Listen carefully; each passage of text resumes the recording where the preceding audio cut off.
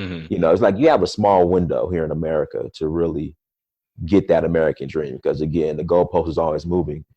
Where you could live an African dream, you know, and it's more easier to get in if you have the resources. You know, you save your money up here in America.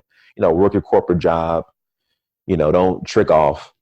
You know, don't blow your money. Real talk. And you shift that over to there. It just makes so much more sense. What's happening, y'all? This is Mike D with Black Fathers Now, where we're bringing the village to the brothers. Every couple of weeks, you can look forward to a quick inspirational message or a thought-provoking guest with knowledge and wisdom, all geared towards helping you be the best father that you can be. We're bringing the village to you. Now it's your turn to do something with what you learned. All right, y'all. Let's go.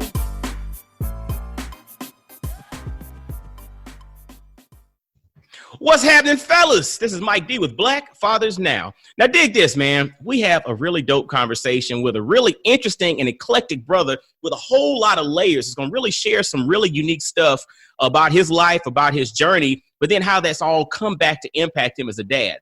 And this is none other than my man, Dynast Amir. He's originally from Sacramento, California. And from there, he went to University of Georgia, where he ran football and ran track and played football. He's a member of Kappa Alpha Psi fraternity. He's a world traveler, a curator of everything Africa, and he's the creator of Search for Uhuru on YouTube. And if you searched or Googled anything related to Africa, you've probably come across his YouTube feed, which really has a lot of dope stuff. And there's so much more that we're going to dive into as well. But fellas in the Black Fathers Now family, let's welcome my man Dynast Amir. How you doing, brother? I'm good, brother. How you doing? Thank you for having me. Man, I appreciate you for taking time out of your schedule in between your travels and all of that good stuff to come and chop it up with us on Black Fathers Now. Yes, sir. Anytime. Thank you for having me. No doubt, man. And, you know, before we get started with the interviews, I always let the brothers give a shout out to their village because, you know, it takes a village to raise a child. But shoot, as grown folks, you know, we got villages around us, too. And so take a moment to kind of give a shout out to all those folks to help you do what you do on a regular basis, brother. Yeah, I mean, just really the people who have been supporting Search for Uhuru since I guess officially started in September of 2014, roughly 2013. Really started growing the platform and focusing on it heavily, and not until 2017. So, you know, everyone who's been there since day one and who's been consistently coming into the live streams and super chatting and donating and Dynast, how can we help you here and how can we help you there? And, you know, you know who you are. You know, thank you for the support, and shout out to the Kingdom of Otoruo, where I'm a prince at, Otoruo, Nigeria. By all means, guys, if you have if you're available, please come visit us in Nigeria, Otoruo, Nigeria. Make sure you shoot me an email, searchforuhuru@gmail.com. You know, love for people to come and check us out. Really appreciate it. So, you know, those are the shout out. I'll be on here all day if I were to mention individual names. So absolutely. And that's all of us. But my man, at least you put it out there. And I think it's important that we put that out front. Usually we wait to give our, you know, salutations and all that at the end. I think it's important to put it up front to really show who we are and realize that, yes, we do it, but we ain't alone. So yes, sir. I appreciate you, brother. And so let's jump into your origin story, man. Like you said, you're born and raised in Sacramento, California, but then you just also mentioned that you're the Prince of Otoruo. Yes, Otoruo, Nigeria. Otoruo, Nigeria. So take us back to Sacramento and kind of your, you know, growing up and everything. But then how did you get to this point? And then where did you always know that you were a prince? And I just love the story, man. I'm all about the stories, brother. Talk to us a little bit. Now, let's say born and raised Sacramento, California, April 15th, 1982. Grew up off of 21st Street in Florin. For those who know South Sac.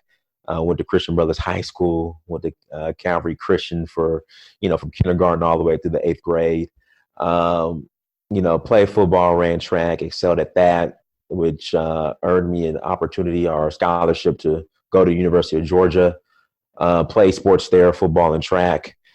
Graduated in 2005 with a degree in agricultural business. After I graduated, of course, I went through, a couple of years just trying to figure out what I wanted to do and what my purpose was here in life, and just trying to, just trying to figure it out. That's So, right. relocated to Atlanta, sold insurance. Did very well at that. Then I wanted to dabble into modeling and acting. So naturally, what we're told is you got to go to LA for that. So left Atlanta, relocated to Los Angeles, California. Didn't like, I guess, the direction that the industry was going in, and really didn't like how the industry treated black men. So, stopped that and went back to corporate America. Started doing sales for a company called Cintas. So once I Cintas. Yeah. So I started doing sales for Cintas, and noticed that started doing very well and started making decent money. So I remember a friend of mine, really a couple friends of mine, one Fitzgerald Stevens. Shout out to Fitzgerald Stevens. He said, "Dynast, you're making good money, man. Go take a vacation." I said, "Okay." So I'm like, all right, well, a young single brother like myself, where should I go? So I know all my boys with disposable income, they were going to Rio de Janeiro. Okay. And hooking up with ambiguous, racially ambiguous Brazilian women. So I'm like, okay, I'm about to get me a Brazilian chick too. You know what I mean? I'm gonna go to Rio and give me a couple Brazilian chicks in a villa and have fun and walk around the beach and with swimming trunks and stuff. Show my six pack and run in the sun. Put it out there. You did? Yeah. My Brazilian speedos with beautiful Brazilian women flanking me and on my side. We gonna run through the beach. So run on the beach. And so my friend, she was gonna come with me. She said, "Dynast, you know what? Something came up. I can't come." So I'm like, okay. So I don't want to go to Brazil by myself. So where am I gonna go? So another friend of mine, called my other friend. His name is Yishak Abraham. I was like, "Yeah, man, I'm supposed to go to Brazil. Ain't gonna happen." Trying to figure out what I'm gonna do. He said, "Man, go to Tanzania." I said, "Wow." Tanzania? He's like, "Yeah, man, go to Tanzania. Go to Africa. Go to Tanzania, East Africa." I said, "Okay, all right. Let me think about it." So I started to do some research, and so there's an island off the coast of Tanzania called Zanzibar. Yes, we've been there. Okay, and so Zanzibar is also the name of a club in LA. Okay. I didn't know it was a real place. I just knew the club in LA. Okay. And so I started looking at the beaches and looking at Zanzibar. I'm like, oh man, it's looking nicer than Rio. So I said, all right, I'm going. So went to Tanzania, man, went to Africa, and I just absolutely fell in love with the place, man. So it was a corporate America. Every time I got vacation, man, I was on the continent. So went to Tanzania the first time, second time went to Tanzania. Then I hit up South Africa and Namibia. Then, went back a third time with Senegal, Mali, Kenya, and I just started going back and forth, man, But the thing is, like, when I was in corporate America, I would, obviously I had only 2 weeks vacation. Then I got it stretched out to 3 weeks. But, that last day, it's like, okay, I can't wait till next year. Like, I was living and working to get back to Africa every year. Wow. That's powerful. So it's like, when I left and would come back to America, I would be like, damn, I got to wait a whole nother 365 days to get back over here. So like, I was just living for the continent, Then I had my son in 2014. So, my thing is, I know we're going to get into, how my son or how your kids ties into this. Me personally, the direction America's going into, I want to ensure that he has resources ready for him in another continent, just in case he needs to use them. The thing I try to teach people is America is not the end all be all. Absolutely. We have to get out of that train of thought. The Black American is the only person that does not think on an international level, which is a problem. Yeah, which is a problem. So I want to ensure for his future. Now, I would prefer to bring him up over there, but I just want to ensure that if something happens, see, Africa is my plan A. I want to make sure. That's your plan A. That's my plan A. Africa's my plan A. So I want to make sure that if need be, he could get to the continent and, integrate right in without having any issues or hiccups, just in case, just in case something comes up. But I would rather, because this is the thing, Black people in America, there's a study saying that by the year 2053, the net worth of Black people is going to be $5 or something crazy. Yeah, something ridiculous. As a collective. Mm-hmm. Real estate prices are going up. They're saying that, even here in Atlanta, where I live, I was shocked to hear, I read a story where in a majority Black city, only 25% of the real estate is owned by Black people. Dude, even to that, I read something not too long ago, and it circulated a lot on social media, how I think Atlanta had the largest wealth disparity of any city in America. And I didn't believe it, because the cost of living in Atlanta is still dramatically less than living in LA, New York, San Francisco, whatever. But to hear that, and then it kind of plays into what you were saying as well in regards to, Blacks don't own a whole lot there, even in a Black city. Right. Interesting. Right. And the thing is, the opportunity to own, if you're middle class here in America, you could live like a king in Africa if you could figure out a way to take that income with you. Absolutely. And Absolutely. The opportunity to acquire assets in real estate in Africa is much more affordable than it is here in America. Now, question to your point, you mentioned the concept of, And real quick, I want to ask something real quick. Everybody, just so you know, I was born Albert Horton Hollis II. So for all those that want to know, now I'm Prince Dynast Abefe Adewale Amir. All right, go ahead. Okay, no, that's what's up. And I was going to ask that as well, because when I was doing a little bit of research or whatever, I found it was a different name, and you were going to jump into that a little bit as well, just to kind of see the whole process there. And so now, when you mentioned that you want your son to be prepared to, be able to integrate into Africa almost seamlessly, right. Should things go left here, or just if he chooses to, he should be able to integrate in there seamlessly. And you mentioned the concept of the cost of living, or being able to purchase. If you could take your income there, is basically you go from being middle class to being, very well off in another culture. My question is in regards to, like, for instance, the purchase of real estate and the purchasing businesses and kind of getting integrated into that. What is that process like for an African-American who basically has not had a whole lot of time, kind of integrating into society, but you're setting your son up for it, which is good. But for someone who doesn't have that, who's like, I can take my $60,000 a year, and let's just say I can do it from anywhere, up and move. Like, what's the process like for a brother to do something like that? Obviously you're going to a whole nother continent. The cost of real estate is less expensive by far, even in metropolitan cities. Like, for example, in Lagos, I would say, Lagos is the biggest, like one of the biggest cities in Africa, maybe the second or third largest outside of Cairo. Absolutely. I was looking at condos, 3-bedroom condos there, nice, for like $50,000. Wow.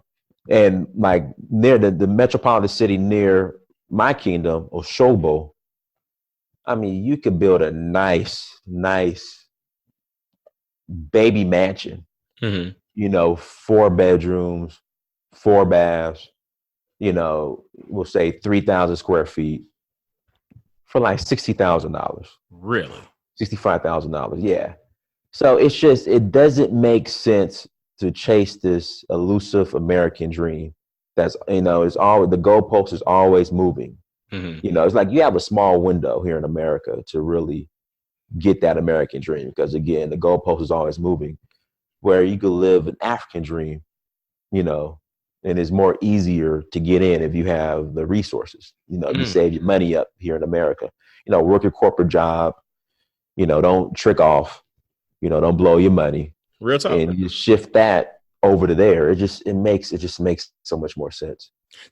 And that's really interesting, because one of the things you mentioned a minute ago was the fact that Africa's your plan A, which it's my plan A. Africa's my plan. I'm just here, because my son's still here, but I want to get him over there, and but it's plan A. That's awesome. And the thing is, though, it changes the intention and the focus, because a lot of us from an African American perspective, would look at Africa as a plan B, or look at some international, living abroad somewhere as a plan B. You're looking at it as a plan A, which then kind of really shifts the way that you approach, everything as it pertains to that. And I think that's something that the brothers listening should pay attention to. When you put your focus, you put your attention towards something, it's kind of like you find what you seek. So if you're seeking that and that's your plan A, then doggone it, that's going to happen. And so brothers who are thinking of this, or this sounds appealing to you, make sure to take it from a plan B and plan C, plan D, and kind of put it on the front burner and start really thinking about it. Because remember, brother said, I worked every year to get back to Africa.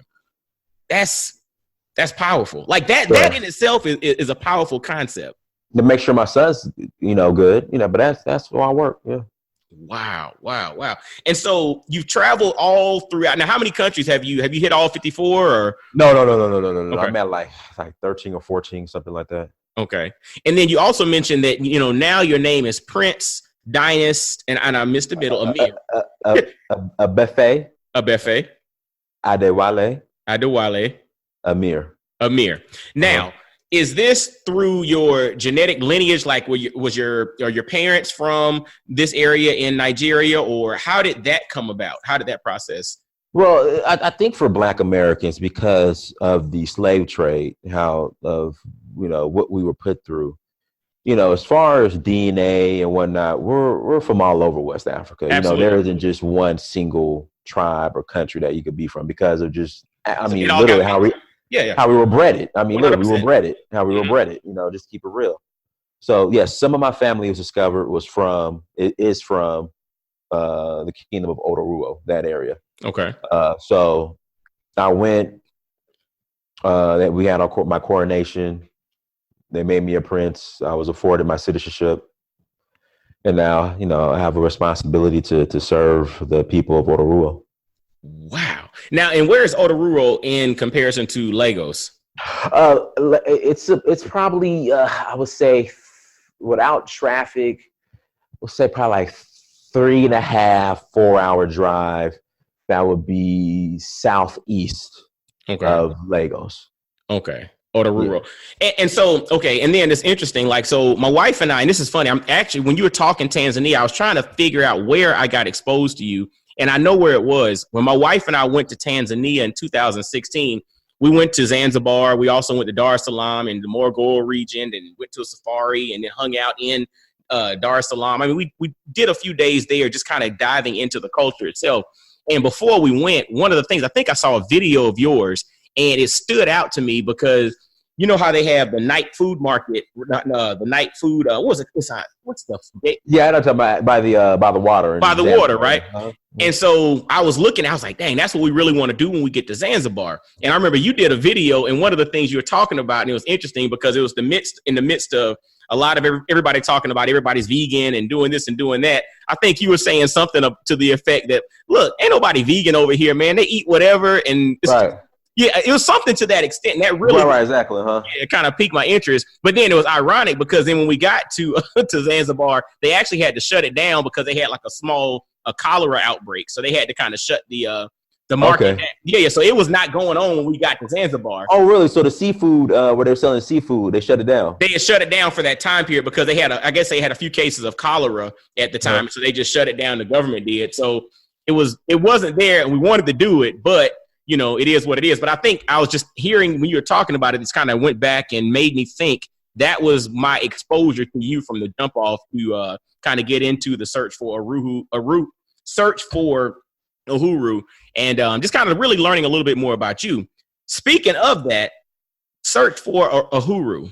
Talk to us a little bit about that, the inspiration for it, and and then also what does the name itself mean? All right, so Uhuru means freedom in Swahili. Okay. So I remember the first time I went to Tanzania, like when I got off the plane, like I didn't know what to expect. Uh-huh. So I remember I got off the plane, went through passport control, got my visa, went and got my bags, walked outside of the terminal. And I remember the Tanzanians coming up to me and just kind of just looking at me. Mm-hmm. And then they started speaking Swahili. Mm-hmm. And, I kind of looked at them like, I don't understand. And so then they started asking like, where are you from? They said, "Are you?" So they assumed I was South African first. Okay. Then they thought I was a Nigerian, which I am now, but I wasn't back then. Then they thought I was Ghanaian, Mm-hmm. and then I had to tell them, "No, I'm a Black American." Mm-hmm. And then they were like, "Okay, what tribe are you from?" And I had Ah, to tell them because of what happened because of the slave trade. Like a lot of us we don't didn't know. know. Yeah, that's right.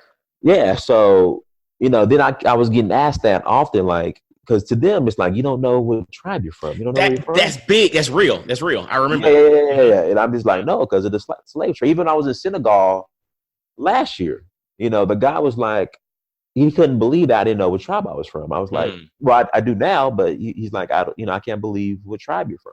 Mm. And I had to explain to him because of the slave trade. A lot of that we were disconnected from.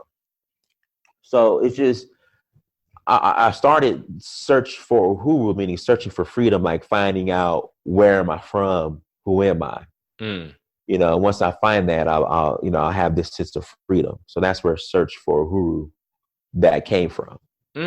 That's powerful, man. And it's interesting to, I can remember when my wife and I went to Tanzania, that was one of the things, like, everybody had a tribal connection.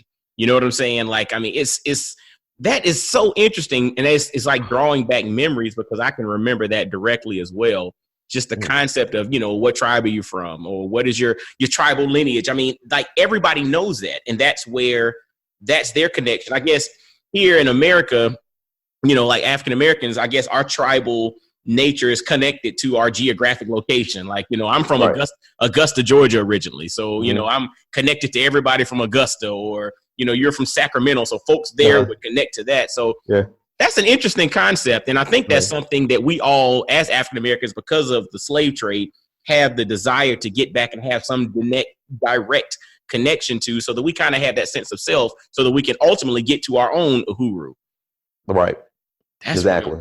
That's real talk. That's real talk. And so what has been, from the standpoint of doing the search for Uhuru, what has been one of the biggest aha moment for yourself? Because again, you're going through this journey and it's, you're creating media that's helping other people. What has been the biggest realization that you've come to learn or experience in doing this over the last few years? It's a couple. Number one, that it's just the connection as far as what we call Black American culture to the root of Africa, like the connection of it. Certain things that we do that they still do over there. Like, for example, the Holy Ghost, the Holy Spirit in church. Mm-hmm. I mean, that's when people get, I guess, when they get mounted by a spirit in voodoo or an Ifa, the same thing happens. So I'm like, okay, that's where this comes from. The connection. It's just there's a strong connect. That, and then another thing too, they have no clue where you're from until you open your mouth. Wow. So wherever I go in Africa, until I open my mouth, they don't know that I'm this Black American guy. Like I was in Namibia and I was with the Himba, and they thought I was just one of the kids coming back from summer break, coming back home for school break. And my guide had to tell them, like, no, he's not from here. And like, they didn't want to believe him. And then I was speaking English. You're like, okay, he's bougie now. He doesn't want to speak the language. And I'm like, no, I don't. I'm not Himba. So I just think how, even though some say we're not connected to Africa, but how so much connected we still are. So. That's powerful. And it's interesting because as a person, or if folks have never stepped foot on the continent, you don't understand that. Right. And that's why it's so important for us. And I mean, I know they have the, right now it's the year of return. I think Ghana's doing the year of return for, a lot of African Americans. And aren't they giving like citizenship or something? It's some kind of. Well, if you've been living there for a while now, they're starting to give it to you, but there's no clear cut path to citizenship. Okay. Well, but it's just interesting because, at least with that, the marketing and the media is basically kind of making a lot of African Americans who did not consider going back and touching down on the continent, is giving everyone the inspiration to go and do so, which is a good thing. And because the thing is, like you mentioned, like Dynast mentioned, when you step there, it's like folks don't know where you're from until you open your mouth. And as you walk the streets of, I've only been to Tanzania, but as you walk the streets of Dar es Salaam and you see all shades, all sizes, all complexions, dressed all kind of different ways, you don't know. You don't know Right. whether you're in, you know, you don't know if you're on the south side of, you know, Atlanta, or whether you're in New York, or whether you're in somewhere on the continent of Africa. I mean, that's the beauty of it all. It's just, but you got to get there to see that. And I think I encourage every brother listening to make it a plan to at least touch down on the continent of Africa at some point in your life. You know, one of the things that my wife and I have made it a point to do is we want our kids to touch every continent in the world, minus Antarctica, before they finish high school. And part of that is understanding that the world is much bigger than their neighborhood, or bigger than their city. But it's just the whole notion of learning how to connect with folks of all different backgrounds. And I really think that, to your point, and you're really encouraging me from the continent of Africa's perspective, to even go deeper there. So yes, we can touch down everywhere else, but not just in one spot on the continent of Africa, because it's so diverse. There's so many different scenarios, cultures, tribes. And it was interesting when we went to Tanzania, very few, I don't think we met any brother or sister in Tanzania that had left Tanzania. And that was the thing that's interesting. And so to me, that opens up this window that each area or each country is going to bring its own unique culture, even if it butts up against the country that you went to visit. You find that when you travel to the different countries, how there are different nuances culturally, even with the country. Absolutely. It's even like that here in America. Me coming from Sacramento to Athens, Georgia. Boy, that was different. That's culture, bro. That was different. Mm-hmm. So so that's gonna be pretty much everywhere you go. Like even here in the States, there are gonna be some things that are just completely different. Like me, I used to put growing up, I put sugar in my grits. When I came to Georgia, mother looked at me, I was crazy. Man, I'm gonna tell you, look, first off, you get halfway kudos for the fact that you come from not being in the South and you eat grits to begin with. So first off, we're gonna be like, all right. The thing is, we see over there, we ate cream of wheat in America. There it is. We had cream of wheat and oatmeal. I made grits maybe once or twice. When I was growing up in Sacramento, maybe once or twice, and I hated them. So when I came to Georgia, I'm just so used to putting sugar in my cream of wheat and my oatmeal. I put it in my grits, and they looked at me like I was crazy. Like, you put sugar in the little things like you go to a banquet in Georgia, all they have is water and iced tea. I hate iced tea. You know what I mean? It's just little nuances like that. Like people just love their tea in the South versus in the Like, nobody drinks tea like that. I'm sorry, in Sacramento, no one drinks tea like that. There's just little things, Yeah, but I guess, but to your point, is nuances, showing how there are various nuances in the different areas here in America. The same thing is apparent when you go to the continent with countries that are right next to each other. You would assume that everything looks kind of similar, but you go from one country to the next, there are nuances there as well. So, but that's why we need to get there and not just hit one spot, but hit different areas and engage with brothers and sisters from all around. And so based on all your experiences, I know you mentioned, your son was born in 2014?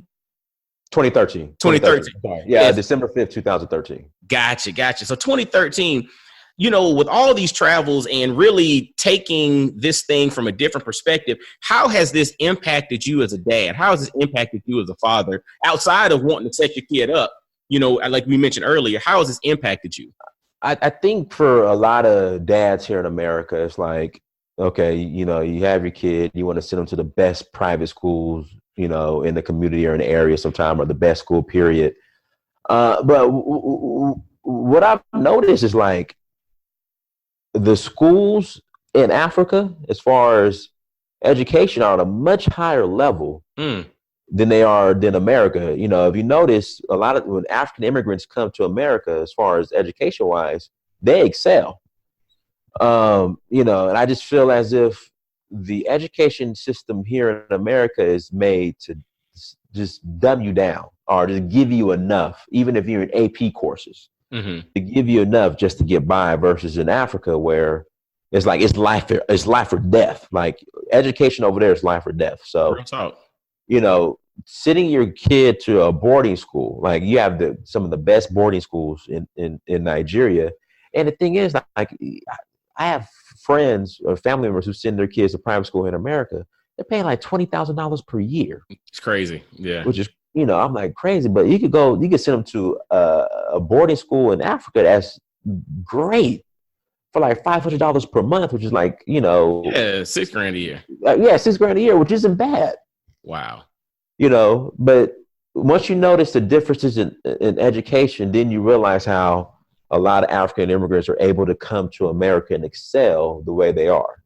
Now, are you now? I mean, speaking of that, are you looking to put your son in like a like a boarding school? I would love to. Okay. I would love to. So, gotcha. That's powerful, man. I mean, and the thing too, though, again, exposure leads to opportunity, and if you don't ever open up the blinders to see what's out there, you never would realize a scenario like that. Because again, everybody thinks that we're the this and we're the that, but ultimately, you don't realize that we're only the this and the that because we're comparing to ourselves. We're not opening up and scaling and looking and seeing that, there are other ways to operate. And just because someone else finds success one way doesn't mean that that's the way that you have to find success. Right. That's pretty dope, man. So, dude, you got a lot of stuff going on.